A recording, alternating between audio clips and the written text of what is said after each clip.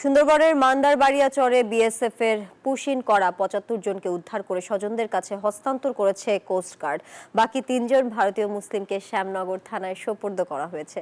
মঙ্গলবার সকালে সাতক্ষীরার শ্যামনগর থানায় উদ্ধারকৃত ৭৫ জন বাংলাদেশি মুসলিমকে প্রেস ব্রিফিং শেষে তাদের স্বজনদের কাছে হস্তান্তর করা হয়।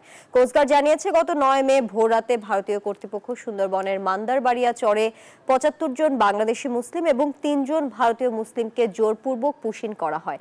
বান্ডেল থাকলে প্রতি সেনমানিতে টাকা বাঁচবে। বিকাশ সেনমানি বান্ডেল কিনে জিতুন প্রতি লেনদেনে। তাদের অধিকাংশই দীর্ঘদিন যাবৎ ভারতের গুজরাট রাজ্যে বসবাস করে আসছিল এবং বিভিন্ন পেশায় নিয়োজিত ছিলেন।